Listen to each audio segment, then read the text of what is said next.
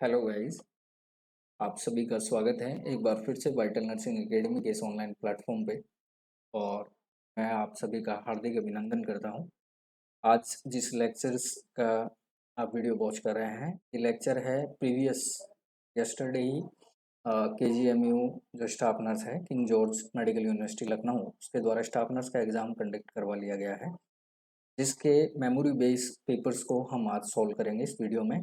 जितने क्वेश्चंस मुझे रिसीव हुए हैं वो मैं मेमोरी बेस के अकॉर्डिंग उसे सोल्व करने की कोशिश करूंगा, इसलिए अगर ऑप्शन ऊपर नीचे हो जाएं तो आप उन्हें करेक्शन कर लीजिएगा। सेकंड चीज़, जो ऑप्शंस राइट होंगे वो बिल्कुल आपके पेपर्स में आए हैं और वो आप ऑप्शंस इज राइट होंगे, ठीक है। तो मैं थोड़ा सा इंफॉर्मेशन और दे देता हूँ उन नए कैंडिडेट्स के लिए जो नर्सिंग फील्ड में प्रिपरेशन के लिए कमर है। तो मैं वाइटल नर्सिंग अकेडमी की तरफ से आपको ये इन्फॉर्मेशन देना चाहता हूँ कि आप जिस वीडियो को वॉच करें उसके लिंक सॉरी उसके डिस्क्रिप्शन में मैंने हमारा टेलीग्राम चैनल का लिंक भी दे रखा है। तो जो कैंडिडेट डेली एमसीक्यूज बेसिस जो कि रैशनल के अकॉर्डिंग है, तो हमारे टेलीग्राम चैनल पे हमने डेली जो हम एमसीक्यूज जो हैं वो अपडेट करते हैं, जिनमें रैशनल्स इंक्लूडेड हैं। सेकंड ऑफ चीज़, जो कैंडिडेट वाइटल नर्सिंग एकेडमी के यूट्यूब चैनल को वॉच कर रहे हैं, वो कैंडिडेट हमारे एप्लीकेशंस को गूगल प्ले स्टोर से डाउनलोड कर सकते हैं। एंड उस ऐप में हमने लेटेस्ट अभी वीएमसी वडोदरा म्यूनसिपल कॉरपोरेशन का जो स्टाफ नर्स का एग्ज़ाम है उसका कोर्स डाला हुआ है, डीएसएसबी का डाला हुआ है और निम्हांस का डाला हुआ है, ठीक है। तो अभी अपकमिंग एग्ज़ाम्स आने वाले हैं ये, और यूपीपीएससी स्टाफ नर्स एग्ज़ाम है, ठीक है। उसके अलावा जो न्यू कमर्स हैं वो वाइटल नर्सिंग एकेडमी की प्रीवियस जो हमने लाइव सेशंस क्लास ली है वो एक बार आप बहुत ज़रूर करें। आपको मैं आशा करता हूं कि आपको वो क्लास काफ़ी कुछ गेन करवा के जाएंगे, जिसको मैंने डेस्क्रिप्टिव तरीके से पूरे एमसीक्यूज वहाँ पे सोल्व करवाए हैं। तो वो आप एक बार ज़रूर वॉच करें। अगर आपको पसंद आए तो लाइक करें और शेयर पे क्लिक करें एंड सब्सक्राइब करके हमारे मेंबर बनिए। मैं आपका हार्दिक अभिनंदन करता हूँ। क्लास अपन स्टार्ट करते हैं अब बिना देरी किए, ठीक है। तो मैं आपको पहले ही कह रहा हूँ ये क्लास जो है वो मेमोरी बेस्ड पेपर सॉल्यूशन है, इसलिए ऑप्शंस आपको अपने अकॉर्डिंग देख लेने हैं। ऑप्शंस आपके पेपर में जरूर थे, वो राइट आंसर रहेंगे। यहाँ पे मैं जो ऑप्शंस रखने वाला हूँ वो ऑप्शंस आपके एक दूसरे के ऊपर नीचे, या फिर ए ऑप्शन हो तो दूसरा हो सकता है, या फिर दूसरा ऑप्शन हो तो थर्ड हो सकता है, ठीक है। तो आगे हम स्टार्ट करते हैं आज का आपका लेक्चर, जो कि रहने वाला है, ठीक है। तो आज हमारा जो लेक्चर रहेगा तो उसमें देखिए मैंने आपको पहले ही बता दिया है, आज हम जो पढ़ने वाले हैं वो है KGMU स्टाफ नर्स एग्ज़ाम जो कि अभी हुआ है, ठीक है। इसका पहला क्वेश्चंस आपके सामने है। देखिए पहला क्वेश्चंस यहाँ पे है, नॉर्मल रेस्पिरेशंस और रिदम को क्या बोला गया है, ठीक है। तो देखिए नॉर्मल रेस्पिरेशन और रिदम को हम बोलते हैं यूपोनिया, ये बात आपको याद रखनी है। टेकिपनिया हम किसको बोलते हैं, increase respiration, increase respiratory rate, याद रखना है आपको। अगर किसी भी कैंडिडेट की नॉर्मल रेस्पिरेट रेट जो होती है, ठीक है, अगर उससे ज़्यादा है, ठीक है, जैसे 12 से 16 जो आरआर होती है नॉर्मल होती है, अगर इससे ज़्यादा है, 16 से ज़्यादा है तो वो टेकिपनिया में आएगा। और अगर 12 से कम है, जैसे मान के चलिए कि ब्रेडीपिनिया को हम किसको कहते हैं, जिसकी रेस्पिरेशन रेट नॉर्मल रेट जो है उससे कम है, डिक्रीज है। डिक्रीज का मतलब कम, इंक्रीज का मतलब ज़्यादा। तो अगर नॉर्मल जो रेस्पिरेशन रेट है वो ये होती है, तो टेकिपनिया हम कहते हैं। नॉर्मल रेस्पिरेशन से ज़्यादा अगर रेस्पिरेशन रेट है तो उसे हम टेकिपनिया कहते हैं, और नॉर्मल से अगर कम है तो उसे हम ब्रेडिपनिया कहते हैं। और डिस्निया किसे कहते हैं हम, डिफ़िकल्टी इन ब्रीथिंग, ये आपको याद रखना है, डिफ़िकल्टी इन ब्रीथिंग, ठीक है। आई होप आप ये समझ गए हो। तो इस क्वेश्चन का जो आंसर रहने वाला है वो आपका रहेगा यूपोनिया, ठीक है। सेकंड क्वेश्चन पे चलते हैं। सेकंड क्वेश्चन जो आपका रहने वाला है वो क्वेश्चन ये है आपका, नॉर्मल यहाँ पे आपसे पूछा गया है, टाइडल वॉल्यूम पूछा गया है, ठीक है। नॉर्मल टाइडल वॉल्यूम आपसे पूछा गया है। तो क्वेश्चन ने आपको ना ही यहाँ पे कैटेगरी बताई है ना कुछ बताया, सिंपल सा क्वेश्चन यहाँ से आपसे पूछा गया है कि नॉर्मल टाइडल वॉल्यूम क्या होता है। मैं आपको बताऊँ टाइडल वॉल्यूम जो होता है, तो आपको याद रखना है, एक बार जब हम रेस्पिरेशन करते हैं तो उसमें दो प्रोसेस होती है, एक होती है इनहेल और एक्सहेल। नॉर्मली इनहेल और एक्सहेल करते समय हम कितना वॉल्यूम टाइडल का या फिर एयर का यूज कर रहे हैं वो आपसे पूछा गया है, ठीक है। तो याद रखना है आपको, ये थर्ड ऑप्शन जो है ये 150, मैं आपको करेक्ट करके लिख देता हूँ, थर्ड ऑप्शन जो है वो 150 ml है। तो देखिए अगर बात कर लेते हैं एडल्ट की, तो एडल्ट का नॉर्मल टाइडल वॉल्यूम जो होता है वो होता है 500 ml, तो यहाँ पे आपका आंसर होगा ये। अगर इसने स्पेशली यहाँ पे चाइल्ड लिखा होता तो आपको याद रखना है 150 ml जो टाइडल वॉल्यूम होता है वो किसका होता है, चाइल्ड का होता है, और 500 ml जो टाइडल वॉल्यूम होता है वो एडल्ट का होता है। आई होप आप ये क्वेश्चन समझ गए हो। तो इस क्वेश्चन का जो आंसर रहने वाला है वो रहेगा 500 ml। फिर चलते हैं नेक्स्ट क्वेश्चन पे। नेक्स्ट क्वेश्चन आपका जो आया है वो आया है सीपीआर पे। ठीक है, एक क्वेश्चन बनता ही बनता है इसका, chest compression, sorry chest compression, cardio pulmonary resuscitation होगा, कार्डियो पल्मोनरी रिसस्टिटेशन। ठीक है, ये आपको याद रखना है, ये भी क्वेश्चन काफी एग्जाम्स में पूछा गया है। सीपीआर का फुल फॉर्म कार्डियो पल्मोनरी रिसस्टिटेशन। अब इसमें आपसे पूछा गया है चेस्ट कंप्रेशन का रेट पूछा गया है, वो भी एडल्ट में। ठीक है, ऑप्शन आपके सामने है। पहला ऑप्शन है 120/150, सेकंड ऑप्शन है 100/120, थर्ड ऑप्शन है 60/80 एंड लास्ट ऑप्शन है 50/70। अब आपको कंडीशंस में आपको बता देता हूँ, दो क्वेश्चंस और आपको याद रखना है। एक होता है सिचुएशन एडल्ट के साथ, एक होता है चाइल्ड के साथ। ठीक है, यहाँ पे ज़्यादातर क्वेश्चंस जो पूछे जाते हैं वो पूछे जाते हैं मतलब रेशो पे। अब रेशो क्या है, जैसे मान के चलिए कोई एडल्ट पेशेंट है और उसको आपको सीपीआर देना है, तो वहाँ पे आपका जो रेशो रहने वाला है वो रहेगा 30:2। अब 30 क्या है, 30 आपको याद रखना है, 30 है आपके कंप्रेशन। ठीक है, और 30 कंप्रेशन देने के बाद आपको 2 बार क्या देने हैं, ब्रीथ देने। एक सीक्वेंस यहाँ पे चलेगा 30 कंप्रेशन 2 ब्रीथ। ठीक है, यहाँ पे आपको एक सिचुएशन और याद रखनी है, अगर सिंगल रेस्क्यूअर है तो भी रेशो यही रहेगा, और अगर डबल रेस्क्यूअर है तो भी रहेगा। रेस्क्यूअर और सिंगल रेस्क्यूअर डबल रेस्क्यूअर का मतलब क्या हो गया, सिंगल रेस्क्यूअर का मतलब एक कैंडिडेट जो सीपीआर दे रहा है किसको, विक्टिम को जो अनकॉन्शियस है। तो सिंगल रेस्क्यूअर अगर उसको सीपीआर दे रहा है किसी व्यक्ति को तो भी 30 कंप्रेशन देगा, 2 ब्रीथ देगा। अगर डबल व्यक्ति है, 2 व्यक्ति हैं, तो भी वो 30 कंप्रेशन देंगे और 2 बार ब्रीथ देंगे। इसी सीक्वेंस में वो चलते रहेंगे। लेकिन चाइल्ड में सिचुएशन अलग हो जाती है। चाइल्ड में अगर कैंडिडेट सिंगल रेस्क्यूअर है तो रेशो आपका रहने वाला है 30:2, याद रखना है। यानी 30 कंप्रेशन देंगे और 2 ब्रीथ देंगे अगर सिंगल रेस्क्यूअर है तो। और अगर डबल आदमी है, ठीक है, तो 15 आपको कंप्रेशन देना है फिर, और 2 बार आपको क्या देनी है, ब्रीथ देनी है। 15 कंप्रेशन की है, देन उसके बाद 2 ब्रीथ, फिर 15 कंप्रेशन फिर 2 ब्रीथ। इस तरह से आपका चाइल्ड का रेशो रहने वाला है। और ये रहेगा एडल्ट का। एडल्ट का सेम रहता है, सिंगल हो या डबल हो। अब बात करते हैं क्वेश्चन पे। क्वेश्चन आपसे पूछा गया है कंप्रेशन को लेके। कंप्रेशन में आपको आंसर याद रखना है, कंप्रेशन हमेशा याद रखना है, नॉर्मल कंप्रेशन कितना होता है, 100 से 120 कंप्रेशन हम किसको करते हैं, 1 मिनट में 100 से 120 बार हम क्या करते हैं, कार्डियक कंप्रेशन करते हैं। किसमें, सीपीआर में। ये आपको याद रखना है। क्लियर है, आई होप किसी को कोई इशू नहीं हो, ये आपको याद रखना है। और सीपीआर से रिलेटेड अगर आपको नॉलेज लेनी है तो मैंने वाइटल नर्सिंग एकेडमी के प्रीवियस जो मैंने अभी आपको बताया लाइव सेशन में काफ़ी सारे वीडियोस यहाँ पे अपलोड किए हुए हैं, जिनमें मैंने डे बाय डे कोई ना कोई नया टॉपिक ऐसा उठाया है जिसके बारे में मैंने पूरी डिस्क्रिप्शन किया है। तो सीपीआर भी वहाँ पे एक वीडियो में डिस्क्राइब किया हुआ है, तो आप वो वीडियो जरूर वॉच करें। ठीक है, नेक्स्ट क्वेश्चन पे चलते हैं।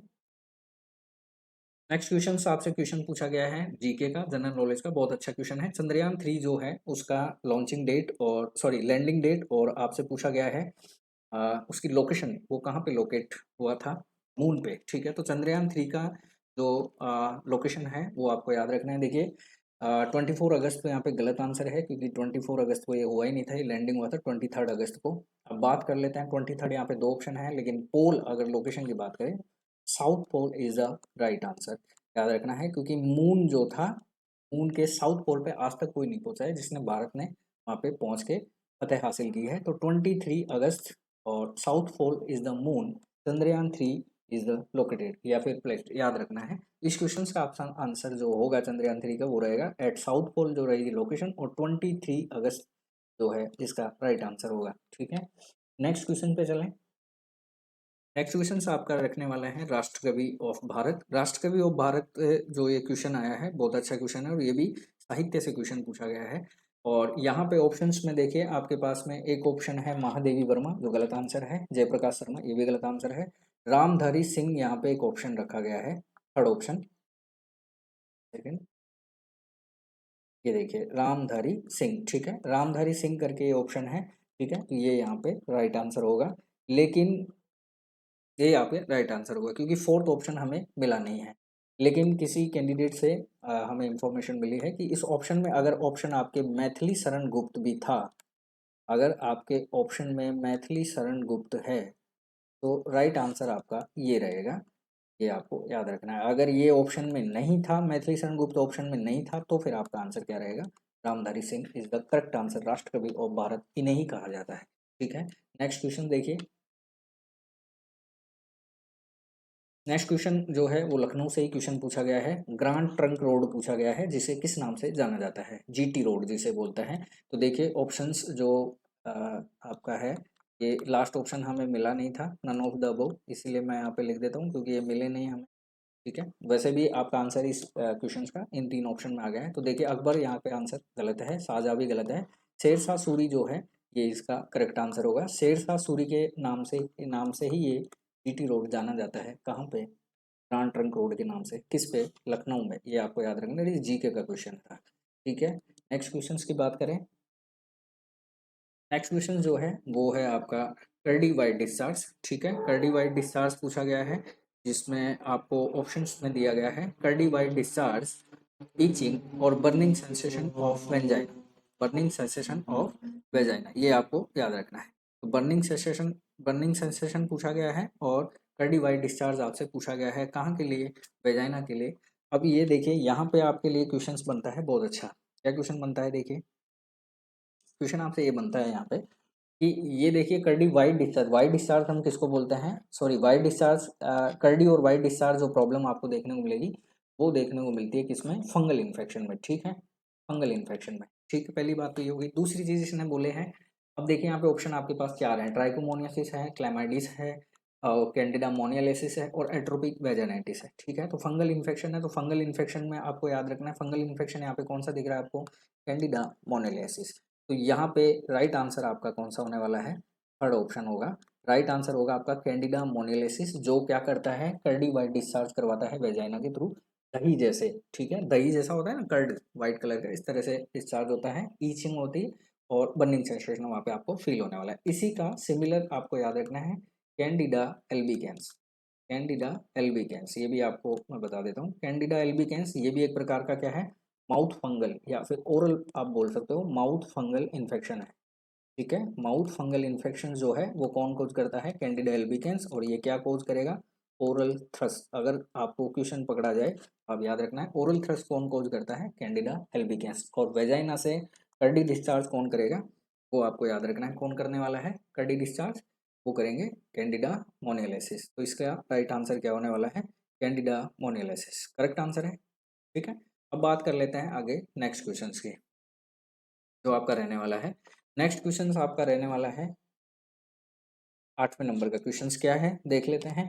देखिए नेक्स्ट क्वेश्चन आपका रहा है urine swab and stool sample at stored. ये क्वेश्चन आपसे पूछा गया था कि यूरिन का, स्वैब का, और स्वैब मतलब हो गए यहाँ पे नेजल या ओरल, कोई से भी स्वैब हो गए। यूरिन के सैंपल, स्वैब के सैंपल और स्टूल के सैंपल्स कहाँ पे स्टोर किए जाते हैं या फिर कौन से टेम्परेचर पे स्टोर किए जाते हैं? तो पहला ऑप्शन यहाँ पे था 40 डिग्री सेल्सियस, सेकेंड ऑप्शन यहाँ पे है 35 डिग्री सेल्सियस, थर्ड ऑप्शन है 60 degree Celsius, and last option यहाँ पे है रूम टेम्परेचर। ठीक है, रूम टेम्परेचर, जिसका ऑप्शन आप देख सकते हैं 25 डिग्री सेल्सियस। तो आपको याद रखना है ये सारे जो all samples are stored, all samples are stored, ठीक है, एट रूम टेम्परेचर याद रखना है, क्योंकि इनको रूम टेम्परेचर में ही क्या किया जाता है? स्टोर किया जाता है। तो राइट आंसर यहाँ पे कौन सा होने वाला है आपका? 25 degree Celsius is the correct answer. ठीक है, नेक्स्ट क्वेश्चन पे चलते हैं, हमेशा याद रखना है। नेक्स्ट क्वेश्चन देखिए, फिर से यूरिन सैंपल का क्वेश्चन आ गया है। ठीक है, और यूरिन सैंपल से क्वेश्चन आया है तो अच्छा ही। यूरिन सैंपल में एक क्वेश्चन आपसे पूछा गया है क्या कि फीमेल जो है उसका यूरिन अगर आपको लेना है तो कौन से यूरिन सैंपल को हम कलेक्ट करेंगे? ये आपसे क्वेश्चन पूछा गया है। ये आपसे क्वेश्चन यहाँ पे पूछा गया है। देखिए यूरिन सैंपल जो है वो आपको लेना है एक फीमेल का, तो कौन सा आप लेंगे? टेकन कौन सा करेंगे? तो देखिए पहले वाला बिगिन, सेकंड है मिड स्ट्रीम, बीच वाला एंड स्ट्रीम, या फिर नन ऑफ द अबव, कोई सा भी नहीं लेंगे। तो लेना तो है, लेना तो है। अब लेना कौन सा है? देखिए स्टार्टिंग का हम कभी भी नहीं लेते हैं। क्यों नहीं लेते हैं? क्योंकि स्टार्टिंग में आपको याद रखना है जो जो यूरेथ्रा का आउटर पार्ट होता है वो पहले से ही बैक्टीरियल इन्फेक्टेड या फिर इन्फेक्शन होने की वजह से हम कभी भी स्टार्टिंग का यूरिन कभी भी कलेक्ट नहीं करते हैं फॉर द एग्जामिनेशन। सबसे करेक्ट आंसर यहाँ पे रहेगा मिड स्ट्रीम यूरिन जो है वो पॉपुलर क्वेश्चन रहा है ये। तो मिड स्ट्रीम यूरिन जो है वो हमेशा ऑलवेज हम क्या करते हैं कलेक्ट करते हैं फॉर द डायग्नोसिस या फिर रूटीन माइक्रोस्कोपी या यूरिन माइक्रोस्कोपी एग्जामिनेशन के लिए हमेशा मिड स्ट्रीम यूरिन चेक किया जाता है या कलेक्ट किया जाता है। एंड स्ट्रीम भी कभी भी नहीं करता है। ठीक है, तो इस क्वेश्चन का आंसर आपका रहने वाला है मिड स्ट्रीम यूरिन हमेशा कलेक्ट किया जाना चाहिए। नेक्स्ट क्वेश्चन देखिए मैथमेटिक्स का है। एक व्यक्ति है जिसने ऑब्जेक्ट खरीदा है 23% के प्रॉफिट पे, बेसिक उसका है 36,900 बेसिक अमाउंट है। आपसे पूछा गया है कि अब उसने कितना प्रॉफिट यहाँ पे गेन किया है। तो इसका सिंपल सा लॉजिक आप देखिए, 23 को आप डिवाइड कर दीजिए 100 क्योंकि परसेंटेज पे है और 36,900 से इसको मल्टीप्लाई कर दोनों से ये दोनों चले जाएंगे। अब आपको गुणा कर लेना है 36,9 को 23 से, जो आंसर आएगा आपका आंसर आएगा 8487 इज द राइट आंसर। ठीक है, ये आपको याद रखना है। इस मैथमेटिक्स के क्वेश्चन का आंसर क्या रहेगा 8487 राइट आंसर रहेगा यहाँ पे। नेक्स्ट क्वेश्चन देखिए, ये भी प्लैटल सिस्टम से क्वेश्चन है, बहुत अच्छा क्वेश्चन पूछा गया है।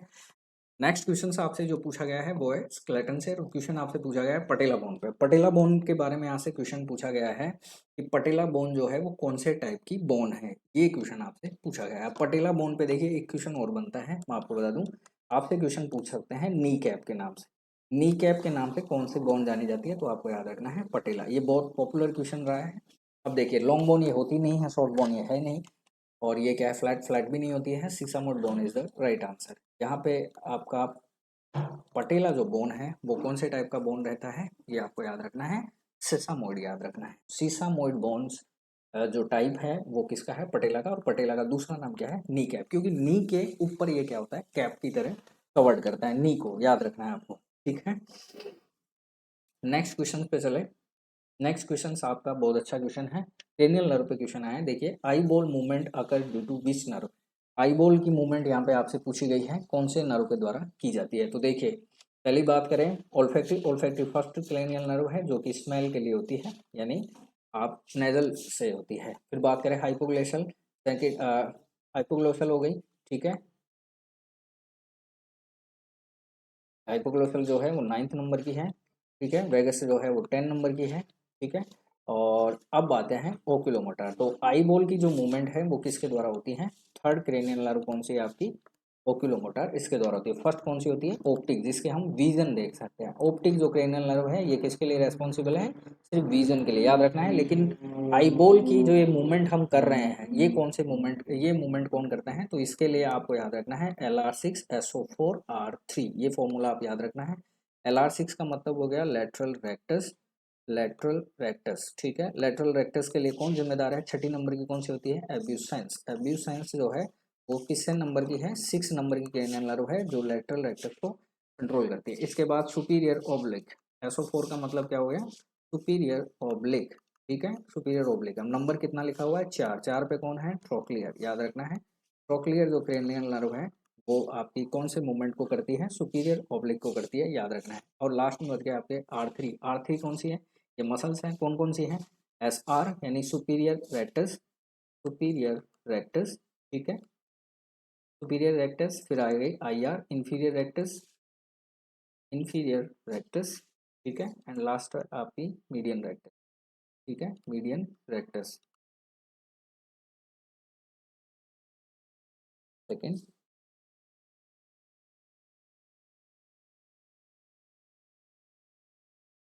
ठीक है, मीडियन रेक्टस। तो आपको याद रखना है आईबॉल की मूवमेंट के लिए कौन जिम्मेदार है, ओक्यूलोमोटर, एब्यूसेंस और ट्रोक्लियर, ये आपको याद रखना है।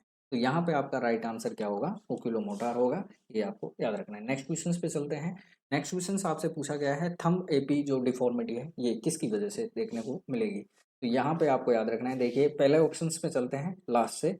रेडियल से ये नहीं होती है, रेडियल से क्या होगा रिस्ट ड्रॉप होगा, ये आपको याद रखना है। ये भी बहुत पॉपुलर क्वेश्चन है, अगर रिस्ट ड्रॉप, अगर रेडियल डैमेज हुआ है रेडियल नर्व तो आपको रिस्ट ड्रॉप होने की शिकायत होगी। ठीक है, ऐसे ऐसे ड्रॉप हो जाता है रिस्ट, ठीक है, ये आपको याद रखना है। सेकंड बात करें एक्सिलरी, एक्सिलरी जो होती है वो ज़्यादातर देखने को मिलेगी आपको क्रच वॉक में। क्रच वॉक जो कैंडिडेट होते हैं वो हमेशा इनके सहारे चलते हैं और एक्सिलरी नर्व क्या होती है, इनकी वजह से डैमेज हो सकती है। अब बात करते हैं आपके थंब एपी। थंब एपी किसकी वजह से होती है, मीडियन नर्व की कंप्रेशन की वजह से होती है, ये आपको याद रखना है। इसके अलावा यहाँ पे आपको याद रखना है carpal tunnel syndrome. Carpal tunnel syndrome जो हमेशा बैठक सिटिंग वाले जो बंदे होते हैं जो कंप्यूटर पे ज़्यादा काम करते हैं उनमें आपको ये देखने को मिल जाएगा। कार्पल टनल सिंड्रोम और थंब एपी डिफॉर्मिटी, ये दोनों ही किसकी वजह से होती है, मीडियन नर्व के कंप्रेशन की वजह से होती है। कंप्रेशन याद रखना है, मीडियन नर्व के कंप्रेशन की वजह से thumb AP deformity and carpal tunnel syndrome आपको देखने को मिल जाएगा, ये आपको याद रखना है। अब बात कर लेते हैं हम नेक्स्ट क्वेश्चन, ठीक है। नेक्स्ट क्वेश्चंस की बात करें, ठीक है, नेक्स्ट क्वेश्चंस जो है वो है अब आपका सॉरी आईवी रूट से क्वेश्चन आया है और क्वेश्चन आपसे पूछा गया है इंट्राथीकल। इंट्राथीकल जो है वो इंजेक्शन जो है, इंट्राथीकल इंजेक्शन गिवन, ठीक है। इंट्राथीकल इंजेक्शन जो गिवन किसके माध्यम से दिया जाता है, तो पहला ऑप्शन देखिए, पहला ऑप्शन है यहाँ पे इन सीएसएफ, सीएसएफ के द्वारा यानी सेरिब्रो स्पाइनल फ्लूइड, ठीक है, पहला ऑप्शन है। सेकंड है इन वेन, वेन के द्वारा। थर्ड ऑप्शन है इन आर्टरी, आर्टरी के द्वारा, ठीक है।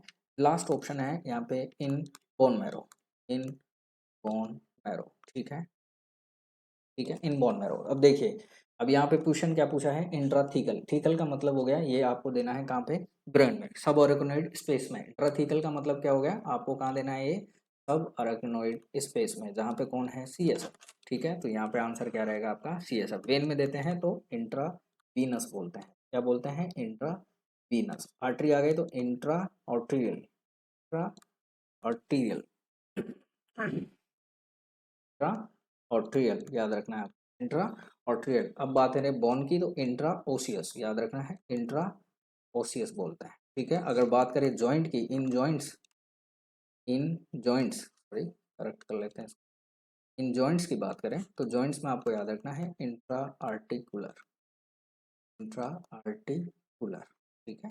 इस तरह से ये क्या है, रूट ऑफ ड्रग्स के हैं। तो जॉइंट्स में आप दे रहे हैं तो इंट्राआर्टिकुलर, बोन में रोक दे रहे हैं तो इंट्राओसियस, आर्टरी में दे रहे हैं इंट्राआर्ट्रियल, वेन में दे रहे हैं इंट्रावीनस, और सीएसएफ में आप दे रहे हैं तो मतलब कहाँ दे रहे हैं आप, सबआर्कनोइड में, जिसको मतलब हम बोलते हैं इंट्राथीकल, याद रखना है आपको इंट्राथीकल, ठीक है।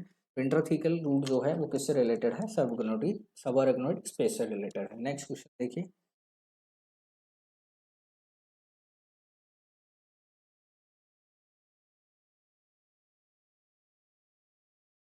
नेक्स्ट क्वेश्चन जो आपसे पूछा गया है ये है आई डिसऑर्डर से, ठीक है। और यहाँ पे क्वेश्चन सिंपल सा क्वेश्चन पूछा गया है आपसे, मायोपिया जो कंडीशन है, मायोपिया इज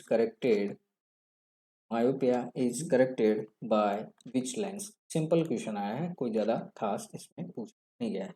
कौन से लेंस के द्वारा आप मायोपिया दूर कर सकते हैं, ठीक है। और मायोपिया का मतलब क्या होता है, देखिए एक होता है मायोपिया, एक होता है, मायोपिया का मतलब हो गया नज़दीक का, सॉरी दूर का आपको नहीं दिख रहा है, एक होता है हाइपरमेट्रिक, इसमें नज़दीक का नहीं दिख रहा है, ठीक है, ठीक है। तो यहाँ पे देखिए ऑप्शन से आपसे दिए गए थे, पहला ऑप्शन यहाँ पे दिया गया था बाइकॉन वैक्स, ठीक है, बाइकॉन वैक्स, ठीक है, बाइकॉन वैक्स लेंस। सेकंड ऑप्शन आपको दिया गया था बाइकॉन केव, ठीक है, बाइकॉन केव लेंस। थर्ड ऑप्शन यहाँ पे दिया गया है सिलेंड्रिकल, सिलेंड्रिकल, ठीक है, एंड फोकल, ऐसा कुछ, हाँ फोकल लेंस, ठीक है।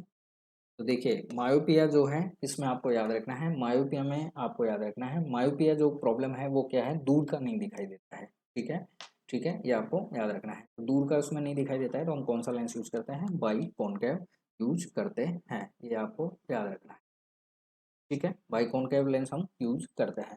और बाई कॉन्वेक्स लेंस जो हमेशा वो कहाँ यूज किया जाता है, जिनको नज़दीक का नहीं दिया जाता, दिखाई दे देता है, ठीक है। तो मायोपिया में आपको याद रखना है, ठीक है। मायोपिया जो प्रॉब्लम है उसमें व्यक्ति को दूर का नहीं दिखाई देता है, उसको करेक्शन करने के लिए हम किसका यूज करते हैं, और ये कौन सी टाइप की प्रॉब्लम है, ये रिफ्रैक्टिव एरर बोलते हैं, क्या बोलते हैं, रिफ्रैक्टिव एरर। मायोपिया हो गया, हाइपर मेट्रोपिया हो गया, ठीक है, इनको क्या बोलते हैं हम, रिफ्रैक्टिव एरर। तो आपको याद रखना है जिनको नज़दीक का नहीं दिखाई देता है उन्हें यूज करते हैं बाइकॉन्वेक्स, जिनको दूर को नहीं दिखाई देता है उनको यूज़ करना चाहिए बाई कॉनकेव। और मायोपिया प्रॉब्लम क्या है, जिन्हें दूर का दिखाई नहीं देता है। ठीक है, नेक्स्ट क्वेश्चन पे चलते हैं।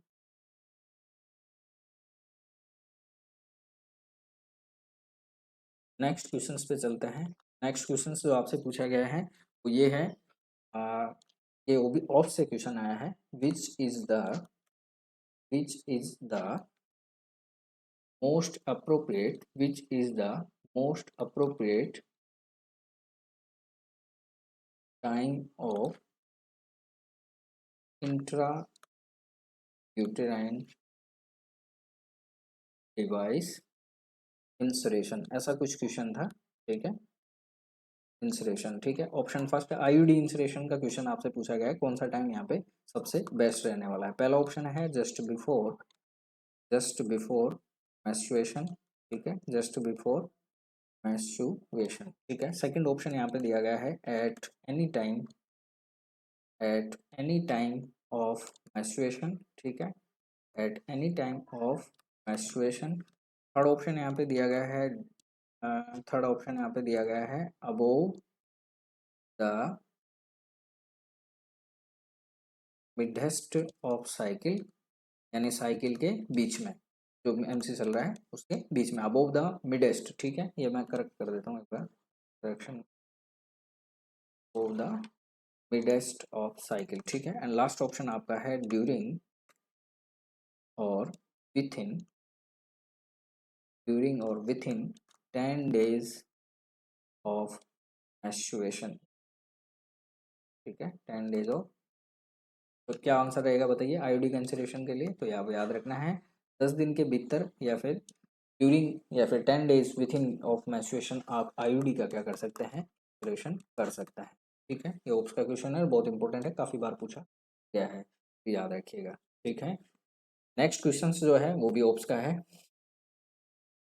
नेक्स्ट क्वेश्चन जो पूछा गया है वो पूछा गया है हाई रिस्क ऑफ पीपीएच, इस तरह से कोई क्वेश्चन था। High risk of postpartum haemorrhage, इस तरह से क्वेश्चन था, high risk of postpartum haemorrhage. ठीक है, ये क्वेश्चन था। इसमें पहला ऑप्शन आपको पूछा गया है पहला ऑप्शन जो आपका था वो था ट्विन प्रेगनेंसी, ऐसा कुछ क्वेश्चन था, ट्विन प्रेगनेंसी। सेकंड क्वेश्चन आपसे पूछा गया है प्राइमी ग्रेविडा। ठीक है, थर्ड ऑप्शन आपके पास था hypertension hypertension hypertension with pregnancy with pregnancy.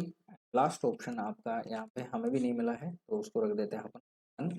और देखिए high risk of prime postmortem haemorrhage, यानी इसको क्या बोलते हैं हम, पीपीएस। ठीक है, पीपीएस ये दो टाइप का होता है, एक प्राइमरी एक सेकेंडरी होता है। प्राइमरी होता है जो विथ इन 24 आवर्स में, और ये दूसरा होता है आफ्टर 24 आवर्स में। ठीक है, अब देखिए ट्विन प्रेगनेंसी का मतलब हो गया यहाँ पे डबल है, प्राइम ग्रेविडा यानी जो पहली बार क्या हुई है, प्रेग्नेंट हुई है, and hyper tension with pregnancy. तो आप देख लीजिए पीपीएस जो है वो किस में देखने को मिलेगा, हाइपर टेंशन विद प्रेगनेंसी। ये आपका करेक्ट आंसर है। कोई कॉन्सेप्ट यहाँ पे आपको सिर्फ इतना सा याद रखना है, देखो हाइपर टेंशन रहेगी तो जाहिर सी बात है पीपीएस होने के चांसेस उस लेडी के ज़्यादा रहेंगे। ठीक है, ये आपको याद रखना है। सेकंड अब बात करते हैं। ठीक है, हाँ, जितने मेमोरी केस हमें मिले वो चीज़ें हमने आपको यहाँ पे सोल्व करी है। और अगर आपको फिर भी जो कैंडिडेट जो वॉच कर रहे हैं और अगर उनके पास और कुछ नए क्वेश्चंस हों जो रह गए हों आज के पेपर्स में, इस पेपर्स में, तो वो आप मुझे सेंड कर सकते हैं। मैं उन्हें ज़रूर कोशिश करूँगा कि उन्हें जल्दी से जल्दी सोल्व करने की कोशिश करूँ। नेक्स्ट क्वेश्चन जो हमें मिला था वो था आईक्यू से, और आईक्यू से क्वेश्चन ये आया है कि a patient of mental MR, sorry इस तरह से क्वेश्चन है, पेशेंट ऑफ एमआर यानी मेंटल रिटार्डेशन का है, हैव 30 IQ लेवल, इस तरह से कोई क्वेश्चन था, 30 IQ लेवल। ठीक है, so his category of which level, इस तरह से कोई क्वेश्चन आपका एमआर से क्वेश्चन आया है। एमआर का मतलब देखिए, अब पहला ऑप्शन मैं पहले आपको बताता हूँ। पहला ऑप्शन यहाँ पे लिखा गया था वो था माइल्ड एमआर। ठीक है, सेकंड ऑप्शन यहाँ पे दिया गया है मॉडरेट मॉडरेट एमआर। ठीक है, थर्ड ऑप्शन यहाँ पे दिया गया है severe MR, and last option यहाँ पे दिया गया है प्रोफाउंड। ठीक है, प्रोफाउंड ठीक है।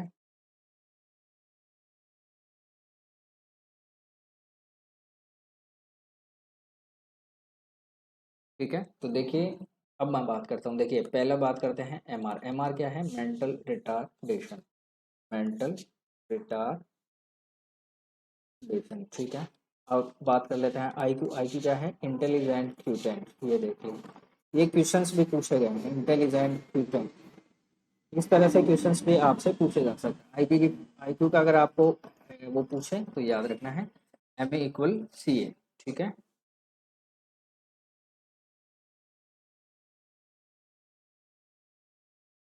सॉरी, इंटेलिजेंट क्यूटेंट का ये हो गया। अब बात क्यूटेंट, ठीक है। अब देखिए आईक्यू की मैं कैटेगरी आपको क्लियर करता हूँ। 1 सेकंड, आप 1 सेकंड देखेंगे तो देखिए यहाँ पे जो एमआर है इनको 4 कैटेगरी में बांटा गया है। ठीक है, 4 कैटेगरी में यहाँ पे बांटा गया है। जैसे नेक्स्ट मैं इसको सोल्व कर लेता हूँ। ठीक है, तो यहाँ पे देखिए पहली कैटेगरी जो है वो है माइल्ड की, सेकंड है वो मॉडरेट की है। ठीक है, हाँ आईक्यू का भी मैं आपको फॉर्मूला बताऊंगा। थर्ड है सीवियर और लास्ट है प्रोफाउंड। लास्ट कौन सा है? प्रोफाउंड। तो अब देखिए माइल्ड जो है वो कौन सा है? माइल्ड। अब देखिए नॉर्मल आईक्यू, पहली चीज़ तो आप नॉर्मल पढ़िए। नॉर्मल आईक्यू कितना होता है? नॉर्मल आईक्यू आपको याद रखना है मोर देन 70। तो माइल्ड कितना होगा? 50 से 70 के बीच में अगर आईक्यू है तो माइल्ड होगा। ठीक है, मॉडरेट की बात करें तो मॉडरेट में आपको याद रखना है 35 to 50 आईक्यू रहता है तो वो मॉडरेट रहेगा। सीवियर की बात करें तो 20 से लेकर 35 तक जो है वो सीवियर रहेगा। और बिलो 20 आईक्यू अगर है तो यहाँ पे जो कैंडिडेट रहने वाला है वो रहेगा आपका किस में? प्रोफाउंड कैटेगरी में। ये आपको याद रखना है। ठीक है, ये कौन सी कैटेगरी में रहेगा? प्रोफाउंड कैटेगरी में रहने वाला है। ठीक है, ये आपको याद रखना है। तो अब यहाँ पे देखिए सबसे इम्पोर्टेंट पार्ट क्या रहने वाला है? सबसे इम्पोर्टेंट क्या पार्ट रहेगा? सबसे इम्पोर्टेंट पार्ट जो यहाँ पे रहने वाला है वो रहेगा, ठीक है, सबसे इम्पोर्टेंट पार्ट क्या रहने वाला है यहाँ पे? अब आपसे क्वेश्चन क्या पूछ रहा है कि कोई व्यक्ति है जिसका एमआर कितना, IQ level, sorry IQ level कितना है यहाँ पे? आईक्यू लेवल यहाँ पे उसका है 30। तो अब 30 देख लीजिए आप किस कैटेगरी में है। 30 कैटेगरी आपकी आती है किसमें? सीवियर में। सीवियर 20 से कितना है? 35। देखिए 20 से 35, तो 30 किसमें है? इसमें। तो आंसर आपका क्या रहने वाला है? सीवियर एमआर रहेगा इसका राइट आंसर। ठीक है, अब देखिए मैं आपको और कैटेगरी बता देता हूँ कि जैसे माइल्ड जो कैंडिडेट होता है ना, माइल्ड जो कैंडिडेट होता है इसको हम क्या बोलते हैं? तो माइल्ड को याद रखना है, इसको हम बोलते हैं मोरोन। ठीक है, मोरोन, क्योंकि यहाँ पे आप थोड़ा बहुत अगर ध्यान देंगे तो ये कैरी कर सकता है लाइफ में। मॉडरेट और सीवियर जो दोनों कैंडिडेट होते हैं इनको बोलते हैं हम इम्बेसाइल। इम्बेसाइल, ठीक है। एंड जो प्रोफाउंड कैंडिडेट है इसको हम इडियट। तो क्या बोलते हैं हम? इडियट, क्योंकि यहाँ पे बहुत ज़्यादा ऑब्जर्वेशन की जरूरत है, क्योंकि ये कैंडिडेट बिल्कुल भी कैरी नहीं कर सकता है लाइफ को। ठीक है, तो यहाँ पे ऑब्जर्वेशन बहुत ज़्यादा स्ट्रिक्टनेस ऑब्जर्वेशन होना चाहिए। अब आप मेरे से क्वेश्चन जो पूछ रहे थे कि आईक्यू का फॉर्मूला क्या होता है? आईक्यू का फॉर्मूला क्या होता है? तो याद रखना है mental age divide by chronological age by 100, जो मैं पहले लिख चुका हूँ। मेंटल एज एम ए बराबर मेंटल एज सी ए बराबर हो गया कोरियोनोलॉजिक एज, और इसको डिवाइड कर देंगे आप 100 से, तो किसी भी कैंडिडेट का आप निकाल सकते हैं। ठीक है, आई होप ये समझ में आ गया हो। अगर फिर भी किसी को इशू है तो आप मुझसे क्वेश्चन पूछ सकते हैं। नेक्स्ट क्वेश्चन पे चलते हैं। नेक्स्ट क्वेश्चन जो है वो भी आपका मेरे हिसाब से फंडामेंटल से क्वेश्चन है। आईवी फ्लूइड्स जो आपसे पूछा गया है, आईवी फ्लूइड्स कैनुला पूछा गया है। आईवी फ्लूइड कैनुला पूछा गया है, यूज इन न्यूबॉर्न, इस तरह के शायद कोई क्वेश्चन था, यूज इन न्यूबॉर्न। ठीक है, तो ऑप्शन पहला जो ऑप्शन दिया गया है वो दिया गया है 22, सेकंड ऑप्शन जो दिया गया है वो 24, थर्ड ऑप्शन दिया गया है वो 18, और लास्ट ऑप्शन जो दिया गया है वो 16। तो देखिए 16 जो है वो कौन सा कलर का है? ग्रे कलर का है।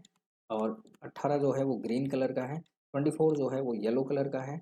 और 22 जो है वो ब्लू कलर का। ठीक है, इसके अलावा 20 कलर जो है वो आता है पिंक कलर के। ठीक है, तो देखिए 24 जो है वो न्यूबॉर्न के लिए यूज होता है, ये आपको याद रखना है। ठीक है, और ग्रीन कलर जो है ये 3 वे है, 3 वे है। और ये आपको याद रखना है बीटी में भी यूज करता है, ब्लड ट्रांसफ्यूजन में। ये आपसे बहुत इंपॉर्टेंट क्वेश्चन पूछा जा सकता है। ठीक है, अगर मैसिव ब्लड ट्रांसफ्यूजन करना है तो आपका आंसर क्या रहेगा? 16 रहेगा, ये आपको याद रखना है। अगर ब्लड ट्रांसफ्यूजन करना है तो आपका आंसर रहेगा कितना? 18 नंबर। और अगर आपसे पूछ लिया जाए कि एक साथ आपको ब्लड ट्रांसफ्यूजन करना है या फिर हैवी अमाउंट में, मोर अमाउंट में आपको फ्लूइड ट्रांसफ्यूज करना है। जैसे मैं आपको बताऊं, रोड साइड एक्सीडेंट, आरटीए का केस हो गया, ठीक है, याद रखना है, रोड साइड एक्सीडेंट, आरटीए लिखा है मैंने। रोड साइड एक्सीडेंट केस में क्या होता है, हाइपोवोलेमिया की सिचुएशन होती है। हाइपोवोलेमिया की सिचुएशंस को अगर आपको ट्रीट करना है तो आप कौन सा कैनुला यूज करेंगे, 16 नंबर। तो आपको याद रखना है 16 नंबर का कैनुला सबसे ज़्यादा मोर अमाउंट में अगर आपको फ्लूइड देना है पेशेंट को, तो आपको याद रखना है उसमें अपन यूज करते हैं ग्रे कलर का होता है, ठीक है। 18 नंबर का ग्रीन कलर, इससे क्वेश्चन ज़्यादातर आपसे ब्लड ट्रांसफ्यूजन पे क्वेश्चन पूछा जा सकता है, तो याद रखना है। अगर आपको मैसिव ब्लड ट्रांसफ्यूजन करना है, ज़्यादा ब्लड ट्रांसफ्यूजन करना है, यानी एक साथ काफ़ी सारी यूनिट आपको ट्रांसफर करनी है, तो फिर आप 16 नंबर यूज़ कर सकते हैं। न्यूबॉर्न में हम 24 नंबर यूज़ कर सकते हैं, जिसका कलर 16 येलो कलर होता है, और 22 नंबर के जो कैनुला है वो ब्लू कलर का होता है, ठीक है, ये आपको याद रखना है। सेकंड, अब बात करते हैं नेक्स्ट क्वेश्चन। क्लास अगर आपको अच्छी लग रही है तो आप लाइक करें और सब्सक्राइब करें, और वाइटल नर्सिंग एकेडमी के मेंबर बनिए, ठीक है। मैं आपसे प्रॉमिस करता हूँ कि आपको डेली अगर मेरी क्लास हो तो ठीक है, अगर नहीं भी हो तो मैं ज़रूर एक ब्लॉग्स ज़रूर डालता हूँ इस चैनल पे। वो ब्लॉग्स आपके लिए बहुत इंपॉर्टेंट रहने वाला है, क्योंकि उससे आप बहुत कुछ चीज़ें सीखते हैं। अगर एक टॉपिक भी अगर आपका उस ब्लॉग से 1 मिनट के ब्लॉग से भी अगर कंप्लीट हो रहा है, तो मेरे लिए वो जो मेहनत है वो सक्सेसफुल रहेगी, क्लियर है। तो अगर क्लास आपको अच्छी लगे तो क्लास को शेयर जरूर करें उन लोगों के साथ जिन्होंने केजीएमयू का एग्जाम दिया है, ताकि वो कुछ क्वेश्चंस को यहाँ पे सोल्व कर सके। और उसके अलावा भी मैंने यहाँ पे काफ़ी सारे क्वेश्चंस आपके सोल्व करवा दिए हैं। नेक्स्ट क्वेश्चन जो मुझे मिला है वो है contaminated contaminated water and food, contaminated water and food cause which disease, या विच टाइप ऑफ डिजीज, इस टाइप से कैसा क्वेश्चन था, ठीक है। इसमें पहला ऑप्शन जो है वो है मीजल्स, ठीक है, पहला ऑप्शन जो है वो मीजल्स रहा है। सेकंड ऑप्शन यहाँ पे रहा है मलेरिया। थर्ड ऑप्शन यहाँ पे रहा है टाइफॉइड, ठीक है, टाइफॉइड, ठीक है।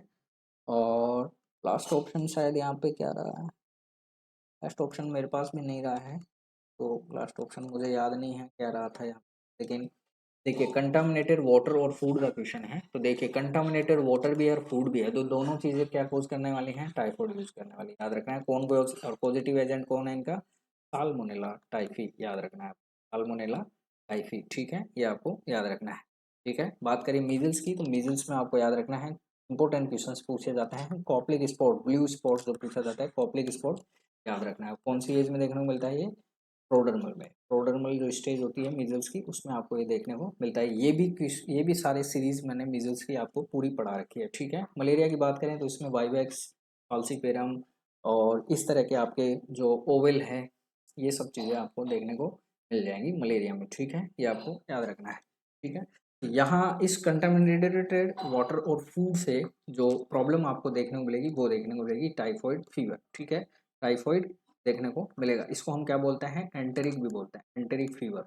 देखिए इस पे भी क्वेश्चंस बहुत बार पूछे गए हैं, एंटेरिक फीवर किसको बोलते हैं, टाइफॉइड को बोलते हैं। इसके अलावा इसको हम स्टेप लैडर भी बोलते हैं, क्या बोलते हैं, स्टेप लैडर, ठीक है, ये भी आपको याद रखना है। एक क्वेश्चन और मैं बता देता हूँ आपको, टेम्परेचर बढ़ने के साथ साथ, ठीक है, टेम्परेचर बढ़ने के साथ साथ एचआर जो डिक्रीज होती है, एचआर का मतलब हो गया हार्ट रेट, टेम्परेचर बढ़ रहा है और हार्ट रेट घट रही है, जबकि नॉर्मली क्या होता है, टेम्परेचर बढ़ता है तो एचआर क्या होती है, बढ़ती है नॉर्मली। ये क्या है, फिजियोलॉजिकल फंक्शन है, बॉडी का क्या है, फिजियोलॉजिकल फंक्शन है कि अगर टेम्परेचर बढ़ा तो एचआर भी बढ़ेगी। लेकिन एक ऐसी कंडीशन होती है जिसमें टेम्परेचर बढ़ता है और हार्ट रेट उसके रेस्पॉन्स में घटती है, तो वो कौन सी कंडीशन है, टाइफॉइड ही है, ये आपको याद रखना है, टाइफॉइड में ही वो कंडीशन होती है, ठीक है, ये आपको याद रखना है टाइफॉइड। और टाइफॉइड में कौन सा टेस्ट करते हैं हम, विडाल टेस्ट करते हैं, ये भी आपको याद रखना है, ठीक है, विडाल टेस्ट करते हैं, ठीक है,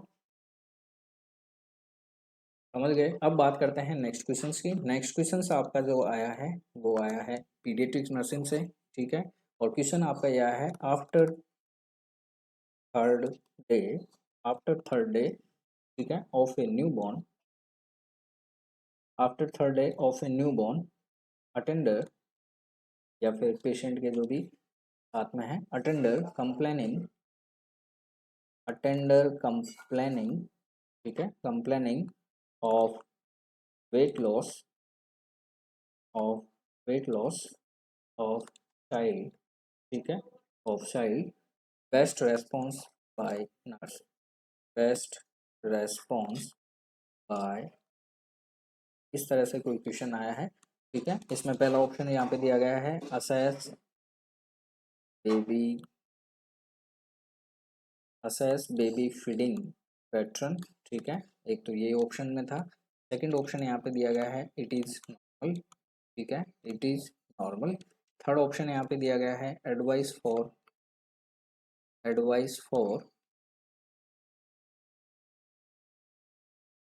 increase feeding.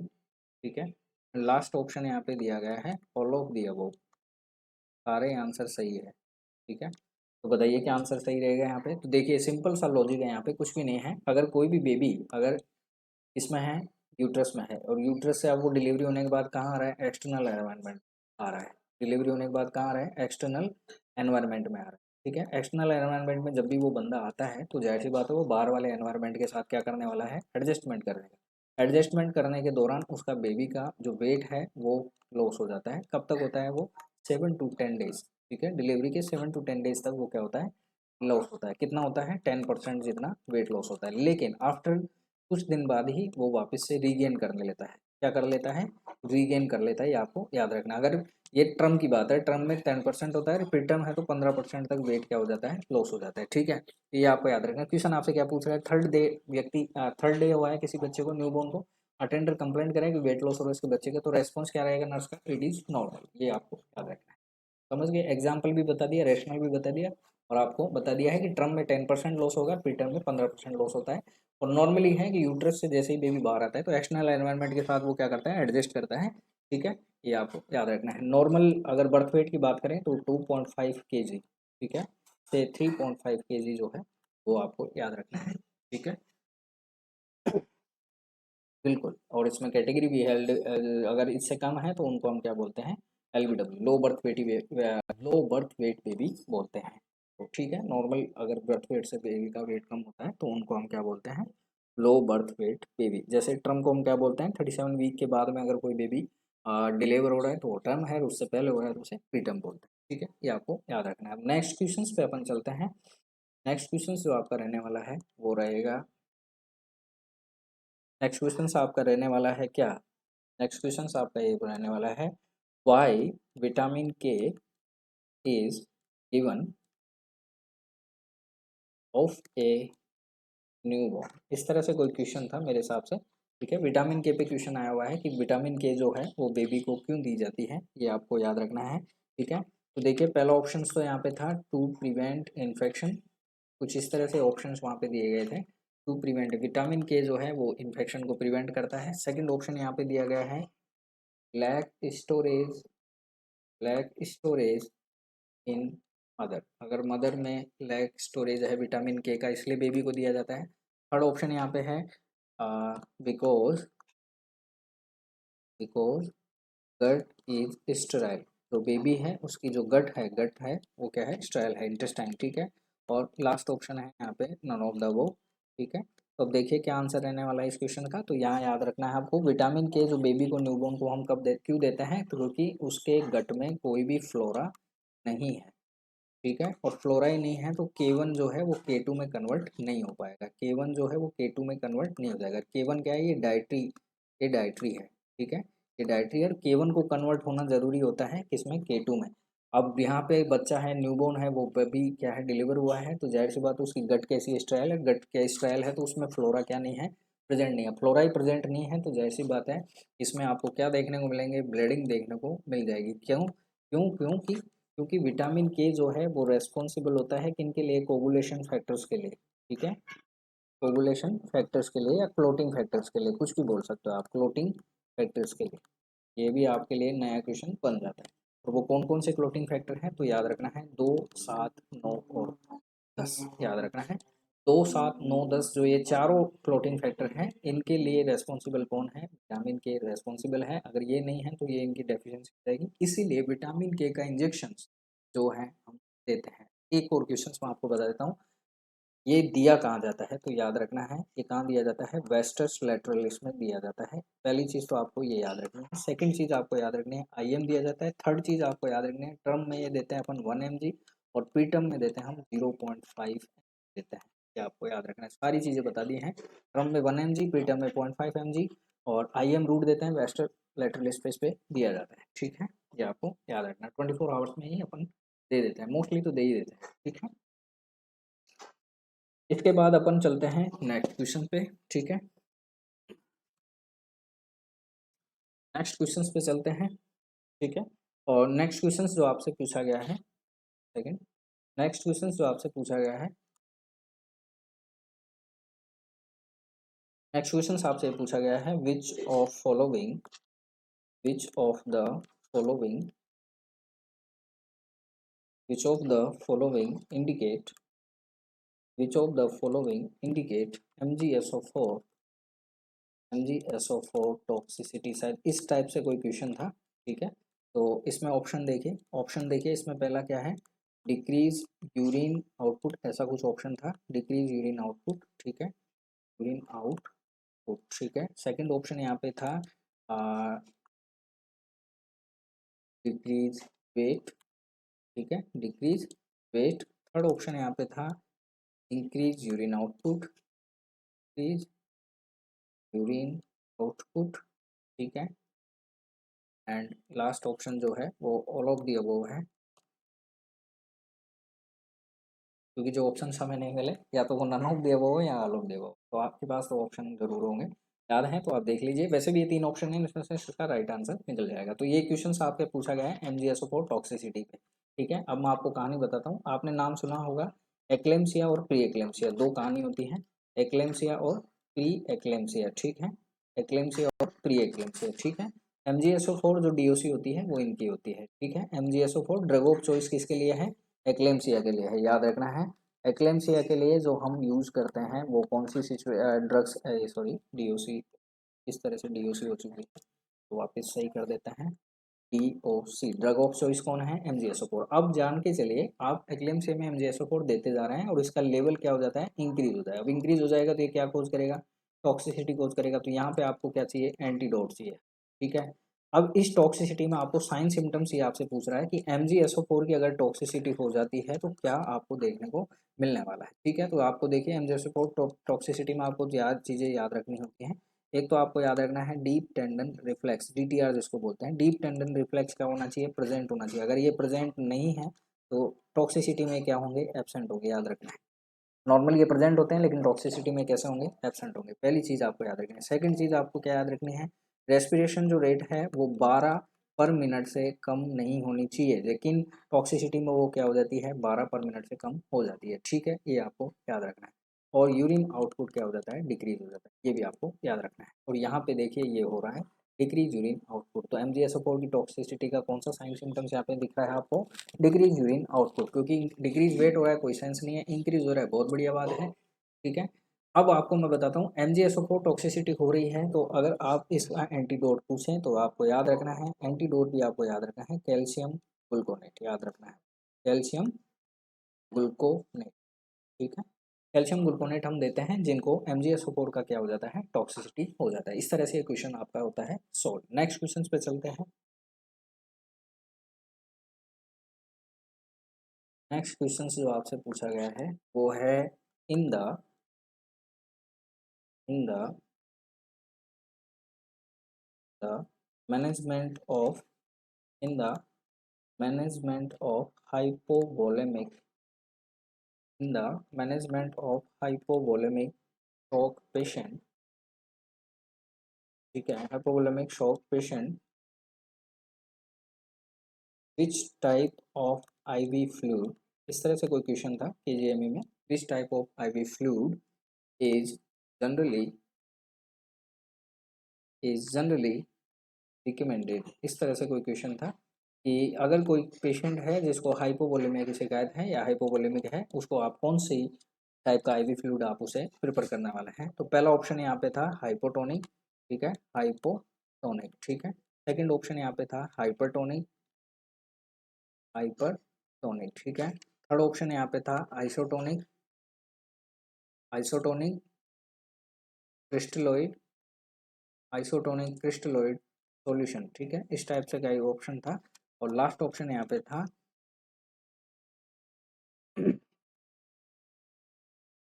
Both A and B। बताइए क्या आंसर रहने वाला है।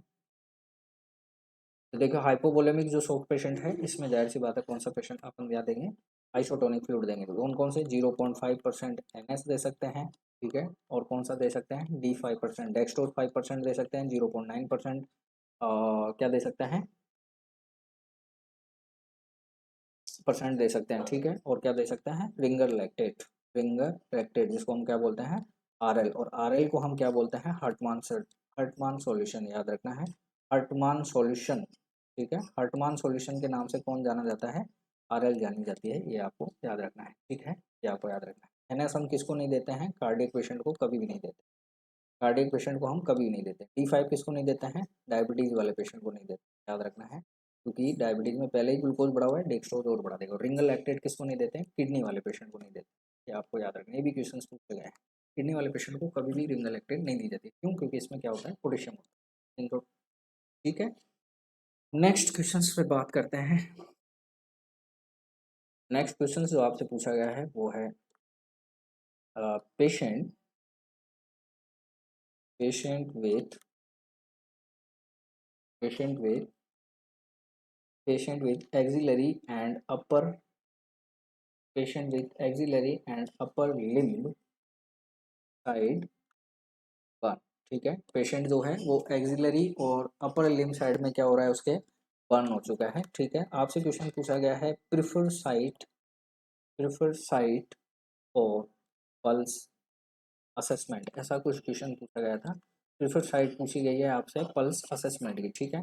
ऑप्शन फर्स्ट है यहाँ पे जो है आपका कैरोटिड, ठीक है, कैरोटिड आर्टरी, ठीक है, इस तरह से कोई क्वेश्चन था, ठीक है। सेकंड ऑप्शन यहाँ पे रखा गया है टेम्पोरल आर्टरी, ठीक है। थर्ड ऑप्शन आपसे पूछा गया है पोप्लीटियल, ठीक है, पोप्लीटियल आर्टरी। लास्ट ऑप्शन है यहाँ पे आपसे पास पूछा गया है ब्रेकियल आर्टरी। तो क्या आंसर रहने वाला है बताइए। देखिए पेशेंट विद एक्सिला और अपर लिंग क्या हो गए हैं, साइड बर्न हो गए, प्रिफर्ड साइड क्या होगी, तो ब्रेकियल तो होगी ही नहीं, ठीक है, कैरोटिड का कोई सेंस नहीं है, टेम्पोरल का कोई सेंस नहीं, कौन सी होगी पोप्लीटियल। आप जाके देख सकते हो, पोप्लीटियल जो है वो यहाँ पे सबसे बेस्ट राइट आंसर रहने वाला है, पोप्लीटियल आर्टरी यहाँ पे अच्छा आंसर रहेगा for the preferred side for the pulse assessment. किस केस में, अगर अपर लिंग और एक्सिलरी पोर्शन है वो क्या हो गए हैं बर्न हो गए हैं, ठीक है। नेक्स्ट क्वेश्चंस देखिए,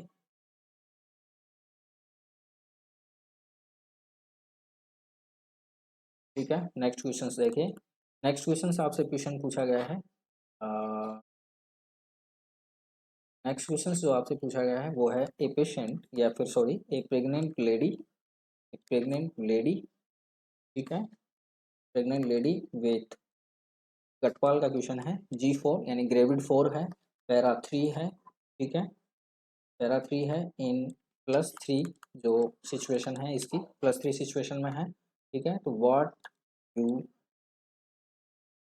व्हाट यू विल डू, इस तरह से कोई क्वेश्चन था, ठीक है। या फिर आप ये बोल सकते हो कि यहाँ पे PNI पूछा गया है आपसे, क्या PNI रहने वाला है नर्स का। एक लेडी है, प्रेग्नेंट लेडी है जिसको ग्रेविडा 4 है, ठीक है, पैरा 3 है और +3 हो रहा है उसको, ठीक है, ठीक है। तो ये आपको याद रखना है, +3 ये सिंबल आपको दिए गए थे और आपसे PNI पूछा गया था। तो पहला ऑप्शन तो आपसे पूछा गया था वो था चेक प्रोलैप्स ऑफ कोड, इस तरह से कोई क्वेश्चन ऑप्शन था चेक प्रोलैप्स ऑफ कोड।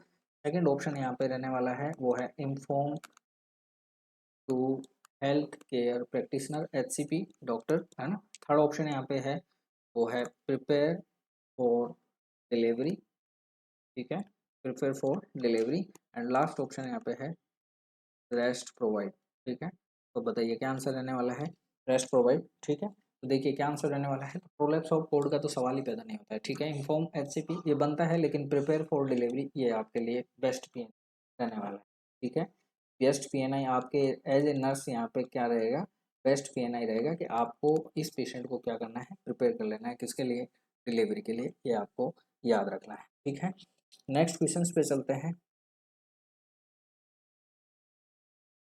ठीक है, नेक्स्ट क्वेश्चन पे चलते हैं। नेक्स्ट क्वेश्चन आपसे पूछा गया है एक क्वेश्चन आया है इस तरह से, after 3 hours after 3 hours of delivery after 3 hours of delivery, ठीक है, the healthy baby, the healthy baby relatives sudden heavy,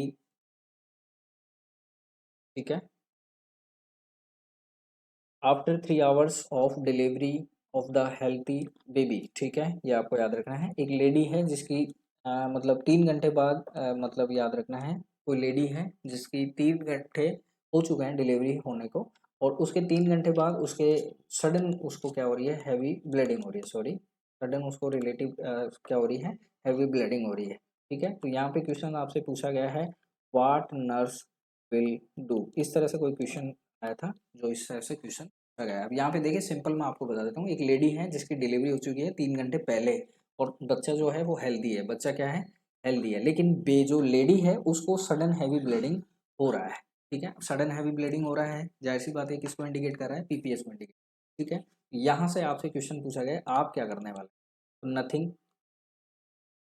nothing do, पहला ऑप्शन तो आपके था कुछ नहीं करें। सेकंड ऑप्शन आपके पास है स्टार्ट आईवी फ्लूइड, ठीक है, सेकंड ऑप्शन आपके पास क्या गया था, start IV fluid. Third option यहाँ पे था स्टार्ट ऑक्सीटोसिन, ठीक है, स्टार्ट ऑक्सीटोसिन, ठीक है, एंड लास्ट ऑप्शन आपके पास था, लास्ट ऑप्शन आपके पास यहाँ पे है, sorry all of the above नहीं है, प्रोवाइड बेड रेस्ट आएगा,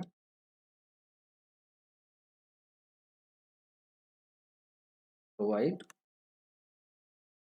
बेड रेस्ट, ठीक है, इस तरह का कोई ऑप्शन था। ये है कि नहीं है ये मुझे भी नहीं पता है, लेकिन मैं बना रहा हूँ, ठीक है। अब इसमें देखिए आपको करना क्या है, वो आंसर आपका यहाँ पे छिपा हुआ है।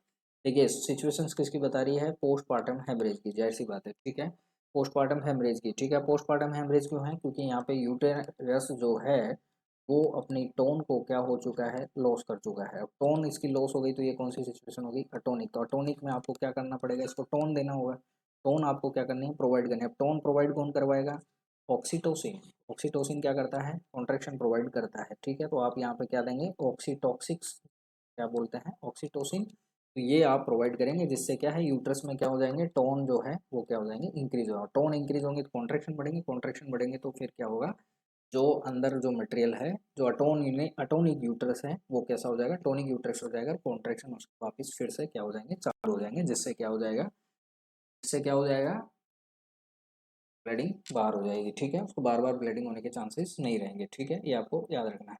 तो पीपीएच में आपको याद रखना है, पीपीएच में ऑक्सीटोसिन क्या है, सबसे इंपॉर्टेंट रोल प्ले करती है, तो ये आपको याद रखना है। तो यहाँ पे इस सिचुएशन में आप क्या देने वाले हैं, पीपीएच देने वाले हैं, ओ सॉरी ऑक्सीटोसिन देने वाले हैं, क्लियर है। नेक्स्ट क्वेश्चन जो आपसे पूछा गया है, ठीक है, ओबीजी के काफ़ी अच्छे क्वेश्चन पूछे गए हैं आपसे, ठीक है। नेक्स्ट क्वेश्चन पूछा गया है a post operative post operative mother post operative mother have have breast engorgement, ठीक है, एक पोस्ट ऑपरेटिव बेडम एक सॉरी पोस्ट ऑपरेटिव एक लेडी है या मदर है जिसके ब्रेस्ट क्या हो गए हैं, अंगोर्ज हो गए हैं, ठीक है, एंड टेम्परेचर जो है, टेम्परेचर जो है वो हो गया है 100 डिग्री सेल्सियस, ठीक है। तो यहाँ पे आपसे क्वेश्चन पूछा गया है what is the first priority, आपसे क्वेश्चन पूछा गया है what is the first priority of nurse, ठीक है, ये क्वेश्चन आपसे पूछा गया है। तो देखिए ऑप्शन फर्स्ट यहाँ पे जो लिखा गया है, ऑप्शन फर्स्ट यहाँ पे दिया गया है वो है आपके पास explain, explain to the mother to wear tight bra, ठीक है, यानी जो मदर है उसको हम कहेंगे कि वो टाइट ब्रा पहने सपोर्ट के लिए, ठीक है। सेकंड ऑप्शन देखिए, सेकंड ऑप्शन है इट इज़ नॉर्मल, ये नॉर्मल है। थर्ड ऑप्शन देखिए, थर्ड ऑप्शन में हम कहेंगे रिमूव, रिमूव ब्रेस्ट मिल्क, ठीक है, remove breast milk, and last option यहाँ पे है don't nothing, sorry don't nothing मत लिखिए, डू नॉट नथिंग लिखिए,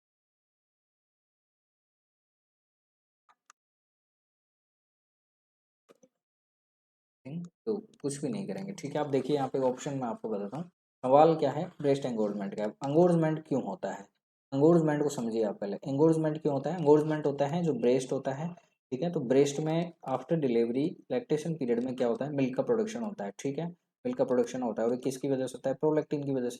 अब प्रोलैक्टिन की वजह से अब ऑक्सीटोसिन क्या करता है, इस मिल्क को क्या करता है, बेबी जब सक करता है उसको क्या करता है, इजेक्ट करता है।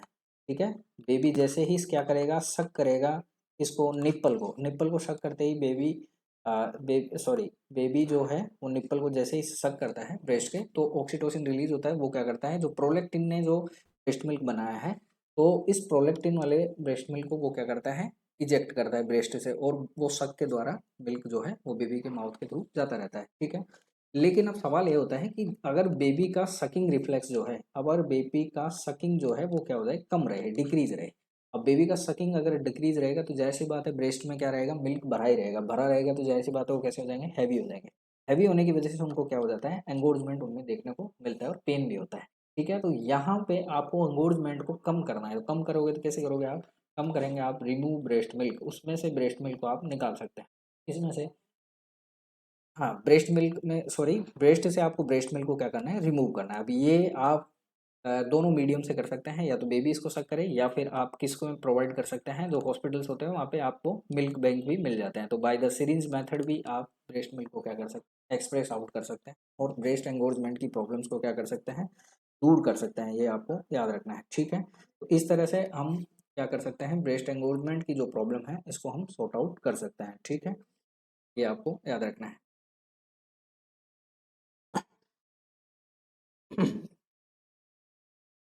ठीक है, ये आपको याद रखना है। अब बात कर लेते हैं,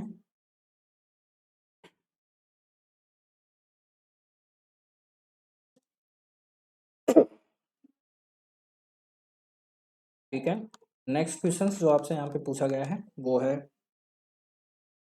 एक क्वेश्चन और पूछा गया था, राज्यपाल ऑफ यूपी, शायद ऐसा कुछ क्वेश्चन है, राज्यपाल ऑफ यूपी इस तरह से कोई क्वेश्चन था, उत्तर प्रदेश से राज्यपाल कौन है, जिसमें ऑप्शन में था वी के सक्सेना। ठीक है, वी के सक्सेना, इस तरह के कुछ ऑप्शन थे, वी के सक्सेना। सेकंड ऑप्शन है अमिता भार्गव, अमिता भार्गव। थर्ड ऑप्शन था Anandiben Patel, Anandiben Patel. And third option है राजीव कश्यप, ऐसा कुछ ऑप्शन। ठीक है, तो यहाँ पे याद रखना है राज्यपाल कौन है, आनंदीबेन पटेल, जो गुजरात की पूर्व एक्स सीएम रह चुके हैं, वो अभी राज्यपाल है कहाँ की, यूपी की, उत्तर प्रदेश की। क्लियर है, और जाहिर सी बात है यूपी का एग्जाम है इसलिए वहाँ का क्वेश्चन जरूर आने वाला है। ठीक है, नेक्स्ट क्वेश्चन देखिए जो है ड्रॉप फैक्टर से, नेक्स्ट क्वेश्चन जो है वो आपका है ड्रॉप फैक्टर से, क्लियर कर लेते हैं। ठीक है, a physician, a physician order, ठीक है, ए फिजिशियन ऑर्डर 2000 ml, ठीक है, of fluid, 2000 ml of fluid, ठीक है, 250 ml पर हावर। ठीक है, इस स्पीड से वो देने को कह रहा है। तो अब सेकंड ऑप्शन, आप क्वेश्चन आपसे क्या पूछ रहा है, how much hours nurse will give the fluid, इस तरह से कोई क्वेश्चन आपसे पूछा गया था। ठीक है, ऑप्शन फर्स्ट देखें, ऑप्शन फर्स्ट है यहाँ पे 9 आवर। ठीक है, 9 आवर लगेंगे। सेकंड ऑप्शन है 8 आवर, 8 आवर लगने वाले हैं। थर्ड ऑप्शन आपके पास है 7 आवर, 7 आवर लगने वाले हैं। और लास्ट ऑप्शन आपके पास है 7.5 आवर, यानी 7.5 आवर्स आपको लगने वाला है। देखिए सोल्व करते हैं इसको, सिंपल सिंपल सा है। डिजायर कितनी है, 2000 ml।